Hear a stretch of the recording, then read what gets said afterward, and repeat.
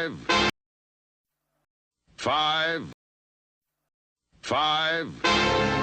4, 3, 2, 1. 5. Hey gang, you're rolling with rockin' Ricky Rialto, the voice of Kingston Falls, USA.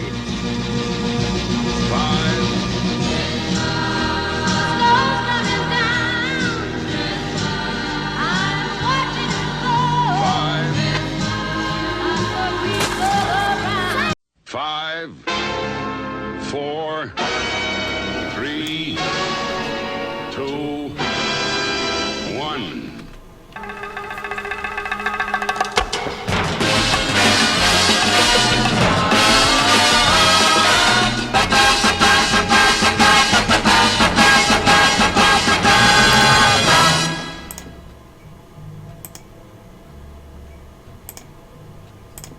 Hello everybody! Hope you're all well. It's Game Guru Raver here today. Mr. Bamber's got the day off from streaming rather. So, a quick competition. The Christmassy music that I just played. Sorry about that, but I like Christmas. What film was that the title tune for? First one to answer gets absolutely nothing but, but the recognition of winning. So, welcome to today's broadcast. What I'm going to be covering, as you can probably see on the screen, is there's been a massive update recently, which hopefully everyone's tried out, where some really good testing before releasing it, and very positive feedback, which is great. And we're obviously now releasing updates, fixing things, also looking at adding really helpful things for people, because one of the things, I think Lee's mentioned it before and I've mentioned it before, Game Guru Rules says Pearl and Dean. No, not that tune, the Christmas song. Lee's mentioned it before in that we've obviously got the engine, we've got the editor, and we've got scripting, and what we'd like to do is try and give as much power as we possibly can to the user, obviously, because the more power we give, the more things can be made, the greater things that can be created, etc. So one big area where we can do that is scripting, and the more we move sections of Game Guru and open them up, and rather than them being internal and kind of hard coded, put them into Lua, then you can expand it any way you want. I mean, imagine if the editor is as it is now. You think, well, I like the widget, but I wish it had this on it, and I wish it had that. Well, if the widget was in Lua script, you could just add it. Or, because the other view is, well, I don't really like scripting, so how does opening everything up to scripting help me at all? The reason why is because as much as we can code in a day, we can only do so much. Where if we open everything up to Lua, it means the whole community can get involved. So you'll see, even if you don't script yourself, you'll see scripts popping up from people saying, oh, here's the new widget thing that someone was after, here's new AI, here's a new system of doing this and that. So many things, I mean, anything you can do. So that's the way we want to go, because it means that we give more power, there'll be more amazing things popping up, and also it will just expand, because there'll be so many different scripts that do so many different things. If you want a specific effect or a specific thing, like an inventory system, or you might want a questing system, that, you know, there might be, if it's opened up to the community, you might have to pick from 20 different ones, and you can look at which one's the best. Stephen says A Christmas Story. Pixel says A Wonderful Life. Nope, everyone's wrong so far. So that's the way we're going with it. So one of the first steps is the commands that you can see here. Is that one thing that's been requested to expand is the ability to make your own HUDs and display more than one image, because we've got some great stuff in there already where you can display images, but it only lets you display one image. So people wanted to load in their own images, display them, scale them, rotate them, that kind of thing. So we've added these commands that are on here at the moment, so I'm going to talk you through them and also show a couple of examples of how to use them. So let's just go through them quickly. First one is load image. Now we've got load images with the command that we've had in previously, which will load a bank of images in. If you remember from Lee's Twitches, where he showed you that he's put some images in a folder, he's named them 0, 1, 2, 3, etc., and it automatically loads in, which is cool. This load image command here, though, will load any image you want. As you can see in the example, I've put my folder and then my image.png. Now the way a lot of these new commands work, Vic says that Wonderful Life is the best movie ever. It's obviously, that's completely wrong, and it's Star Wars, but Wonderful Life's pretty good. But anyways, nobody's guessed my video, my film. Anyway, so load image, my folder, my image. Now that my folder has got to reside inside Game Guru files folder, so it can be anywhere in there. You don't have to put it in any specific place. It can be your own folder if you want, but it's got to be within Game Guru. Will look inside Game Guru files, and then anything in there it will pick up. So load image. They can notice there's one difference here, which is a few of these commands are doing a similar thing, is that we're not specifying a number, load image 1 or load image 2, etc., because these images can load. You could load as many images as you like.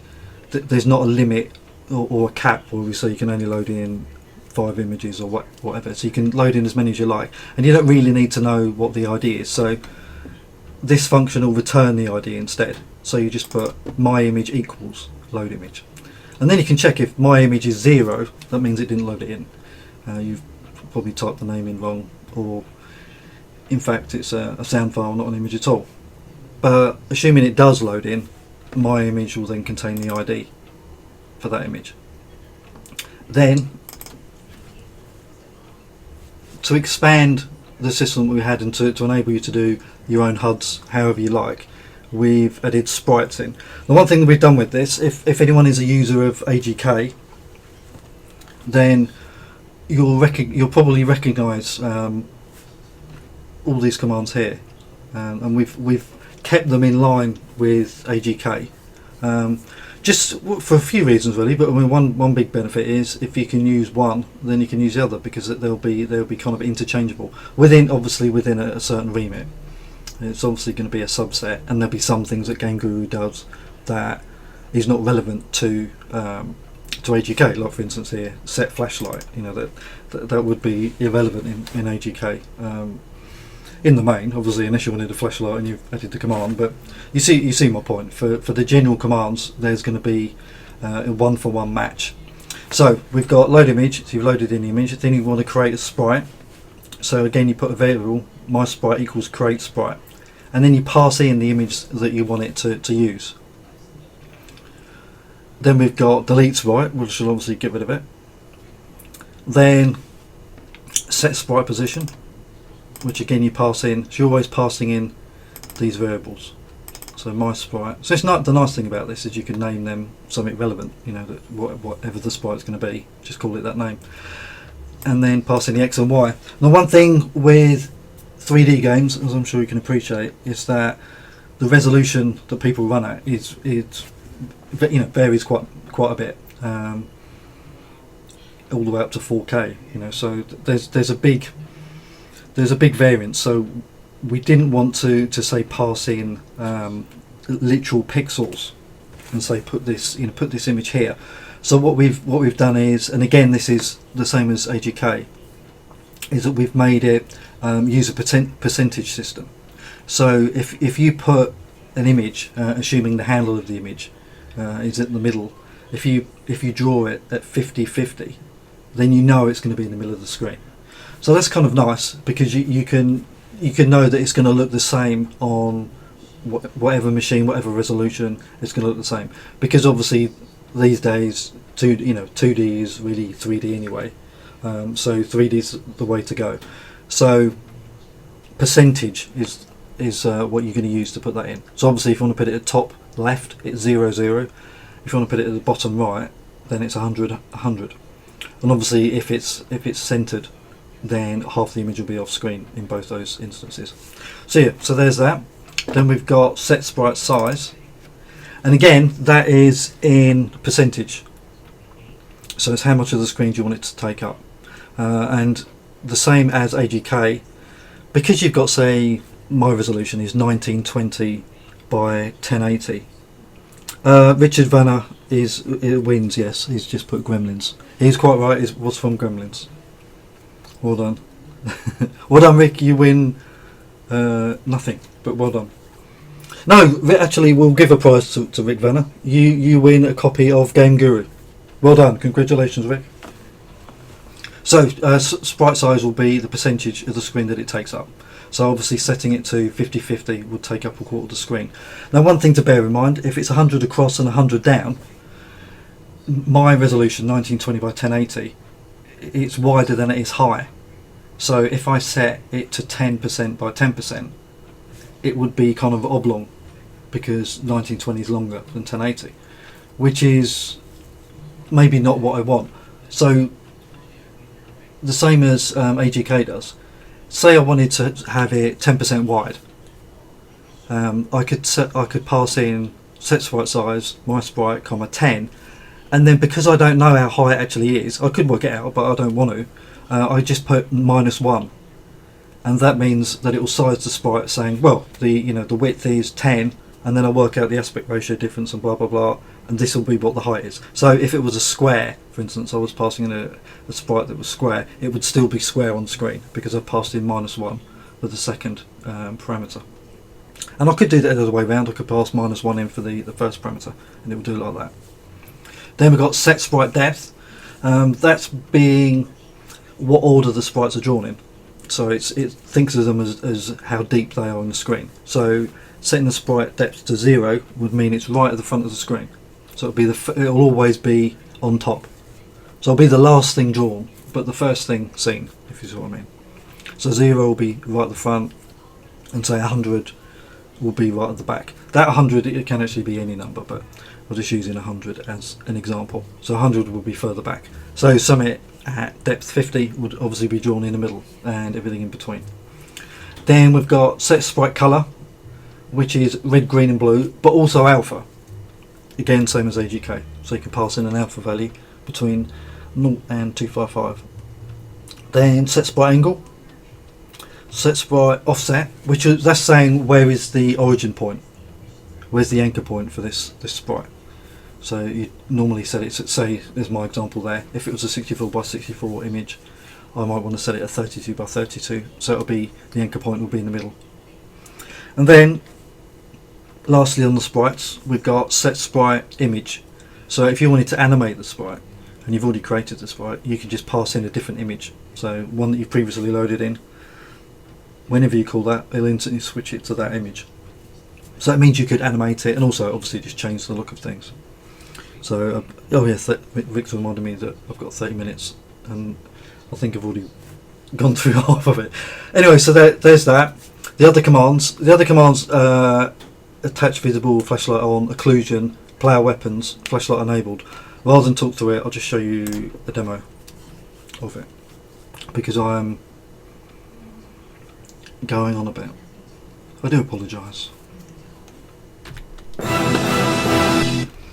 Right, here we go. So I'm going to load new commands in.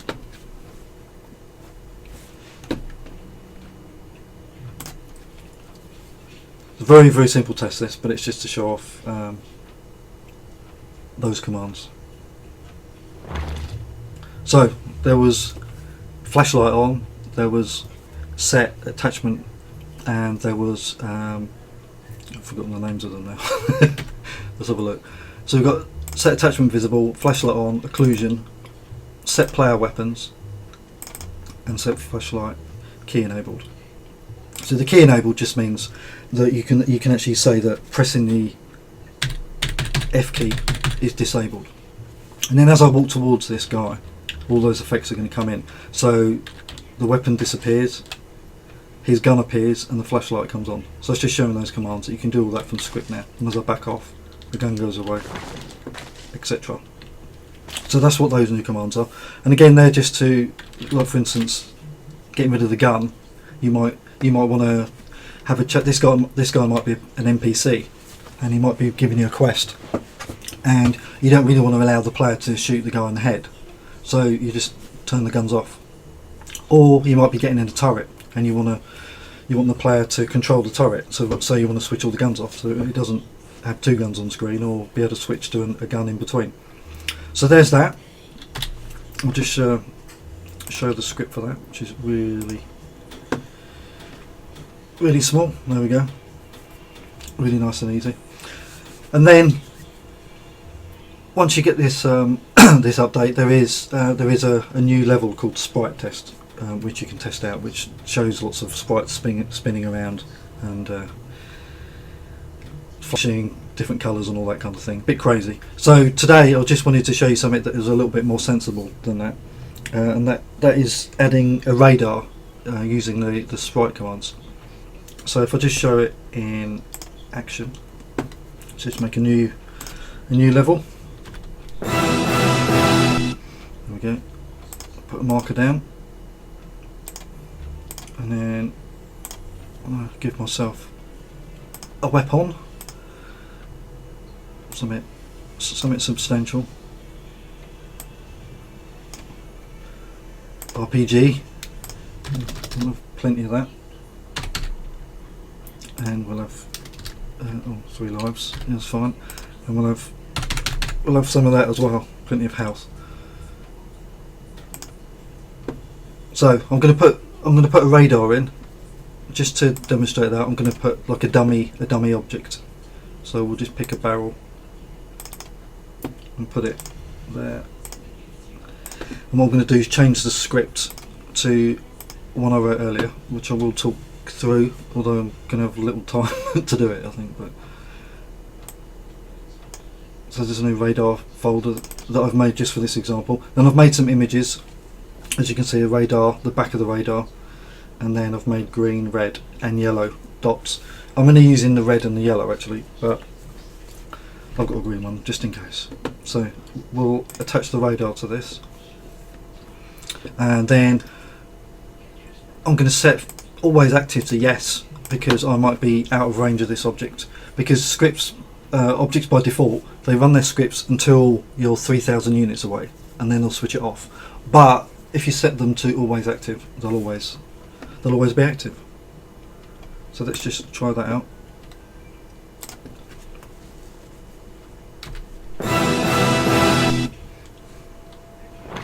Cool, so we've got our radar up there, it's spinning around, but it's not showing up anyone because there's no one there. So we'll add some characters into the map. Combat soldier. We'll have defender. We'll have some defenders because they don't run around so much. So let's put a couple around. There we go.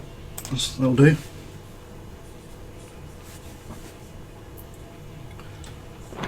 So now we can see on the map. You can see them all. And as I shoot them, they'll disappear off the map. And as I run away, they'll get further away, and they'll stop when they get to the edge of the radar. You can see these 2 guys running up. Which is pretty cool.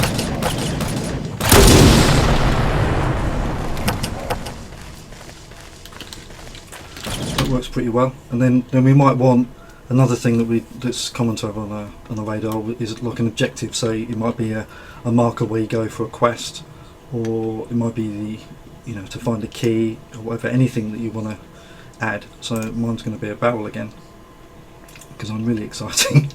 So let's put that there, and we'll set properties to that, and we'll add a script.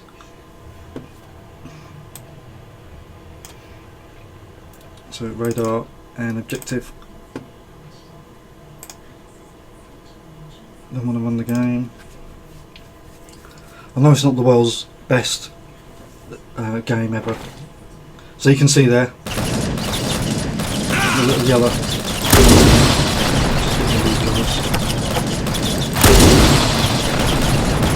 So this one towards the marker. There it is. So it is. It's really cool.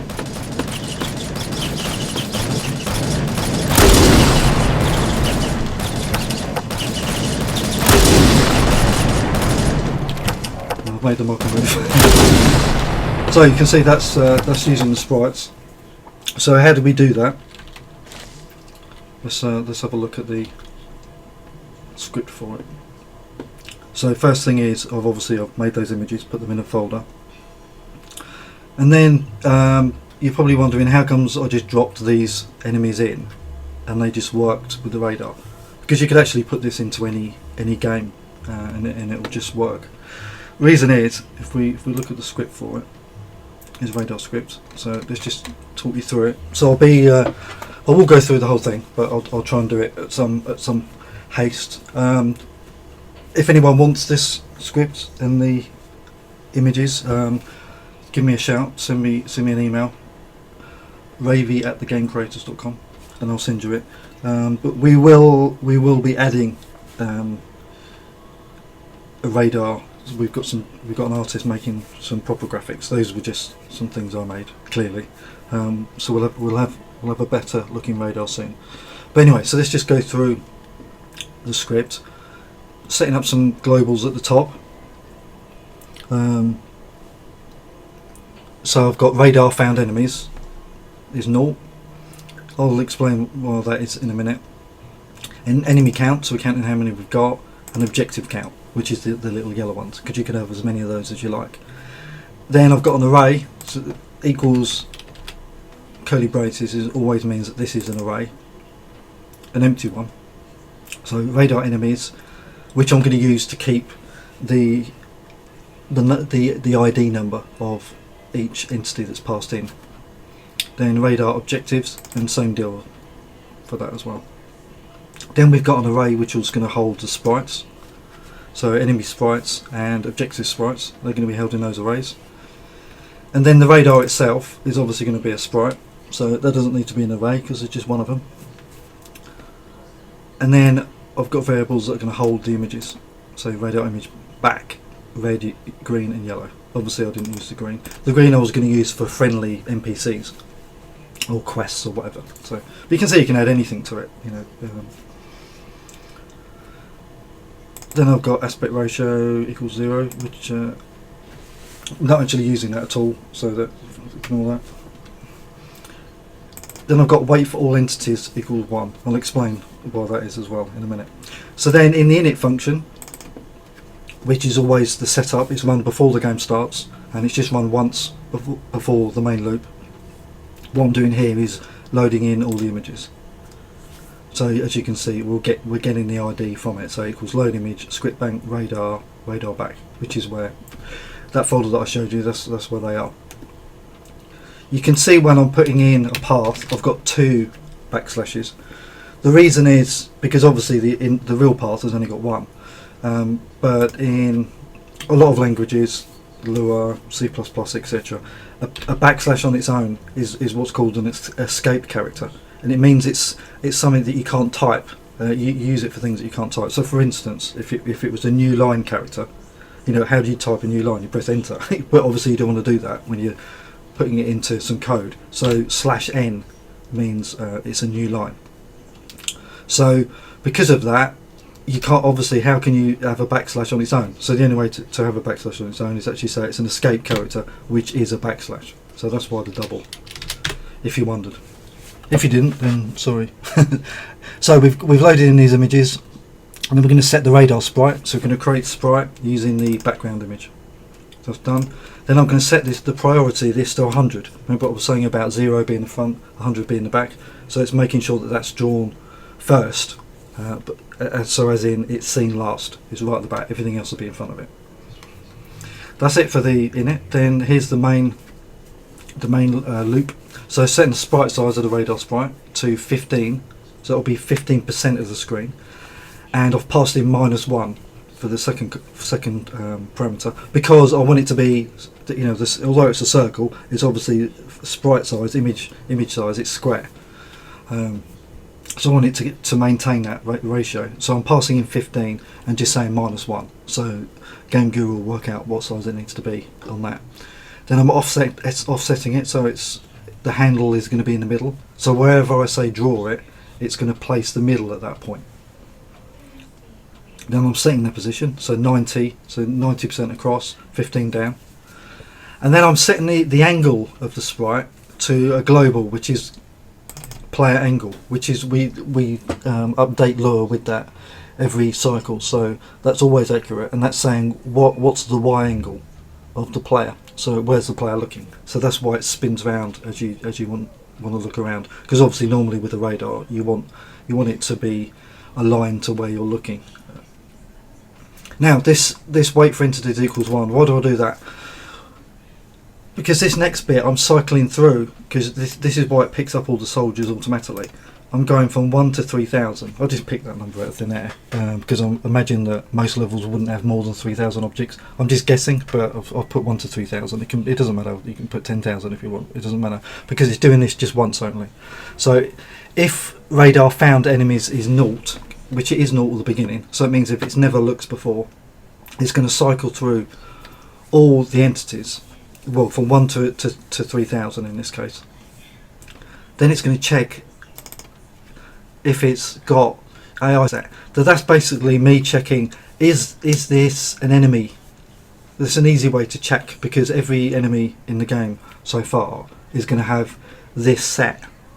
So we're checking, that means not equal to nil. Nil is null in C++. It just means nothing.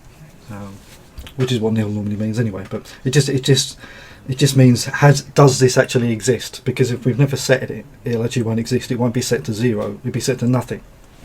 Nil, in other words. So we're checking, does this exist? If it does, then we know it's an enemy AI. So we can this way we can cycle through the whole scene, and we don't have to put anything in the AI script for the soldiers saying, "Hello, I'm an enemy. Let the radar know." We're just reading it in here. That's why, because we're going through them, that's why I initially skip one frame. I missed the first frame out, because let's imagine that this was added halfway through the soldiers that I've added to the level. It will pick up the first half because they would have had this set, but the second half of the soldiers wouldn't have had that set yet because this is run in the middle of them. So because of that, I'm skipping a whole frame, because then I know that all the soldiers have run at least once. So then I can quite happily go through, and this will be set for any enemies in the scene. So that's why the skip there. Then I'm just increasing the enemy count. I'm setting the array that I've got to hold the index number. So I'm setting it to there to C. And then I'm making a new sprite. So I'm using my enemy sprite array and creating sprite for each one using the radar image red. Then I'm just offsetting it, sizing it, and I'm positioning it off screen for now. Just setting it 200, because obviously 200% is not going to be on screen, so I'm just setting it off screen. Then I'm setting radar found enemies to 1, so it's never going to do this again. So I'll just do it the once. So it'll be the second frame of the game, it will run that, and from then on it's never going to run it. Then it's the bit where it actually does it. You see that these are just two routines. This is going through the enemies, and it's going through. This is a for loop in Lua, which it looks a bit weird compared to other languages sometimes.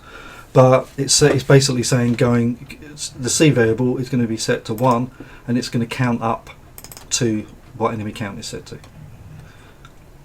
And then it's going to go through here, see if the enemy health is above 0. So are they alive? If they are, then I'm going to get the angle that they are compared to the player. So I'm going to find out what angle they are compared to the player, which is down here. There we go. So I'm just taking the position of the player minus the position.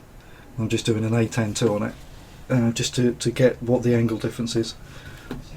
Just making a little adjustment there, just so it gets back to the pointing the right direction. I'm timesing it by this very strange number, because different languages do math stuff in different ways. a lot of them, Lewis one of them, uses radians rather than degrees. So the angle that I'm getting back from this is going to be in radians. So that's why I want to move it left, rotate left 90 degrees. So I'm just converting that 90 into radians, times it by that, just so it doesn't mess everything up. So that's going to get me the angle that it needs to be to look at the player. So when we go back here, we've then got the angle, and then we're also going to add the player angle to it, which is where the camera's looking. So that means that they can spin around with the whole radar. They'll all stick on the radar and spin around with it. So that's adding that to it. Then I'm getting the distance from the player. Now normally when we call get player distance, we pass in E, because it's going to be the entity itself. I know I'm slightly going over time, but we're not too far from the end of this, so it's worth finishing it off. And I was slightly late, so that's my excuse. Plus tiles and agrees, so that's it. So we're getting the distance of this particular entity, not the one that we're currently on. We're getting this, which was the list that I've built up here. Radar enemies. So I'm getting what's the distance between that enemy and the player. So that means now I've got that information. I know where the middle of the radar is. I know what angle this particular enemy is compared to the player, and I know how far away he is. So that means I can place him at the middle of the radar, and then move him away from the radar, the distance amount, at the angle that he is, and then he'll appear in the right place. This little thing here is just, now how did I come up with this number? I just printed the distance on the screen, fairly crude, but I just moved away from a character until the little red dot was on the edge of the radar, and I wrote down the number that it was, and that's what it was, 2576. So if the distance is greater than that, then it's going to make it stay at that. So 2576 is the maximum distance, and that means that's right on the edge of the radar. And then here's the bit that's actually placing it, so 9015, which is lining up with where the radar itself is placed, 9015. And then I'm using sine and cosine with the angle.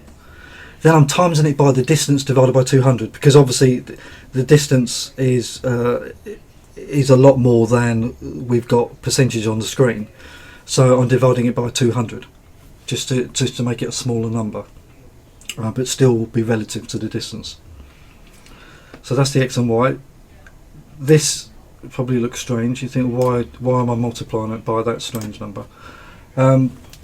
Because of percentage system, what I was saying about 100 by 100. Now 100 by 100 is square, but my screen is 1920 by 1080, which is not square. It's an aspect ratio of 1.77 something. So if I move something using sine cosine, depending on the angle, it's going to be kind of stretched and warped. You know, as you spin the camera around, the dots would kind of go further away and then come back again. So what this number is the reverse aspect ratio. That's easy for me to say. So it's, so my number pad is always my jingles, and I always forget. So it's 1080 divided by 1920. So that's what that number is. Now that's obviously, that depends. Not everyone, most people will probably have the same aspect ratio, but not everyone has. So I am going to add a command that will return screen aspect ratio and reverse aspect ratio, just so you can use that. And then I'm just simply positioning the sprite there. If the entity is not alive, then I'm just moving it off. I could delete the sprite at that point, but I would have needed to track. I could call delete sprite. It won't crash on it. You can call it as many times, but obviously it's a little bit wasteful. So really, I'd want to set it up so I'd flag that is this sprite still active, and then if it is, then set it to not active, and then delete it. But because of speed, I've just moved it off screen. And then this is exactly the same deal, but for the objectives. So it just goes through much the same, and just positioning them. Then we've got point of player, which you've seen. And then this is probably something you've not seen before. That this add objective is actually called by this other script. As you saw, the enemies we can pick up automatically, but we can't pick up objectives automatically, not yet anyway. Although Lee's got a plan for that, so you will be able to do it from the editors. But for now, I'm just setting it. I'm just attaching a script instead, and this is calling add objective. And because it loads all the little scripts beforehand, even though add objective isn't in here, obviously much the same as globals, it can pick up add objective that's in radar. So that's building up the list there.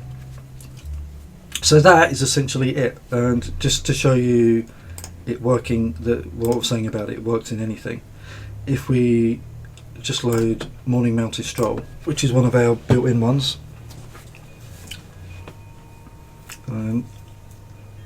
While this is loading, if there's any questions on this, anything you think is missing, anything you like, anything you hate, want to talk about music, just now's the time. Just load it in. So what I'm going to do, I'm just going to attach this script, because obviously the radar's not in this game. So I'm going to pick, I can spot one of my little barrels there. So I'm going to click on one of these. And go to properties. And I'm going to change this to always active. Someone crashed but they came back. Welcome back, we missed you. So I've changed that to always active, and I'm going to change this script.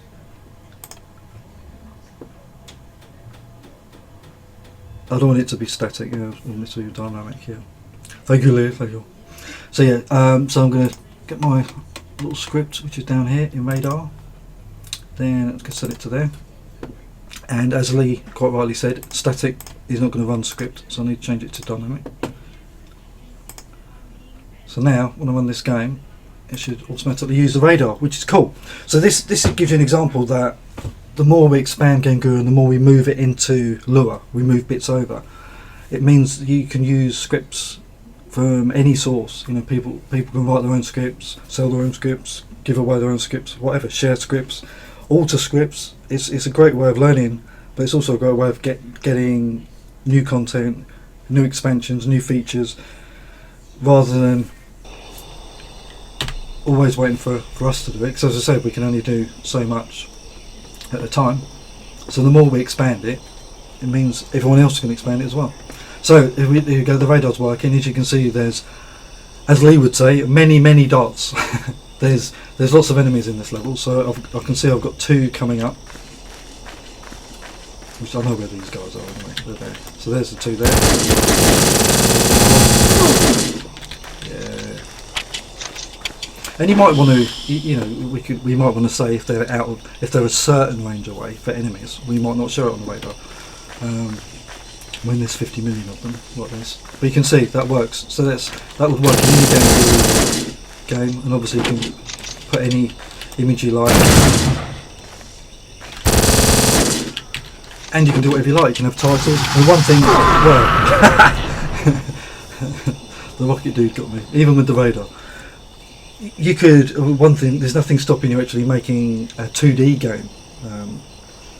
In Game Guru now, because you could switch off the terrain, and just put a sprite, which is the back, as a background image to cover everything, and you load in all the images, make all the sprites. You can make it completely 2D. I mean, one idea I had, which I wanted to do, was there's some arcade machines. Either I think they're in the store, and it's really nice.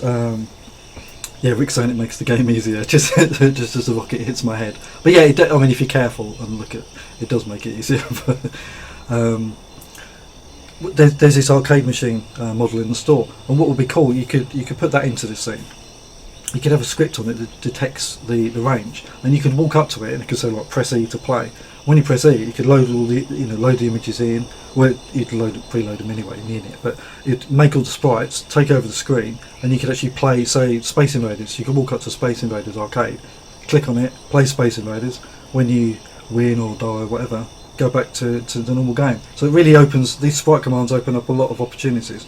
I've added something in that's fairly sensible for me, because I was going to do the Space Invaders thing, but yeah, I thought we'd do something a bit more sensible. But it shows you can do you can do anything now with those, and add your own. There's commands also that are in.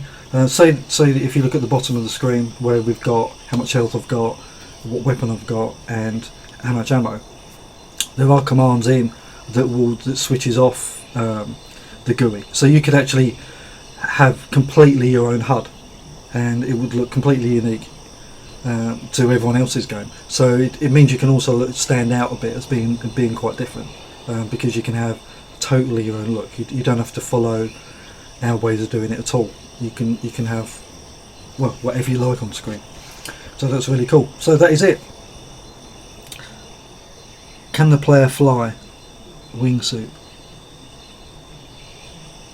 Yeah, I don't know. Rick's obviously been smelling the smelling the coffee again or something. So yeah, that is it for today. I did go slightly over time, but lots of new commands. Any commands that you would like to see, please let us know. On there's the feature voting board, and put their lure commands, and or just email us, let us know if you've got some good ideas, because we're looking to move as much as we possibly can over to lure, because the more we move over, the more we can do. Because for instance, if you look at this radar, a couple of weeks ago, having a radar from a user's point of view was impossible to do. Obviously we could have added it in to the engine, but now it means you can add in your own radar or your own display. Maybe it will be the whole map. You'll have loading little images of the map, and you'll show the player going around. There's no limit to what you can do. The more power that we give you. So hopefully you like those new commands. They'll be coming out very, very soon, probably next week, I think. So yeah. So if you do email me for this, obviously it may not do too much until you get the update. But once it does, it'll be fantastic. So thanks all for watching. Yeah, I'll share the script on the forums. Yeah, I'll do that. I'll upload a zip with the images if you want more images, and you can try it out. But I'll do that once the release has actually come out, because we're beta testing at the moment. This will be part of it, but once it's actually released, then I'll post it on the forums. So because obviously in the meantime it's not going to work. It'll just throw up lots of errors rather. So thanks everyone, Merry Christmas, and I will see you soon. Take care all.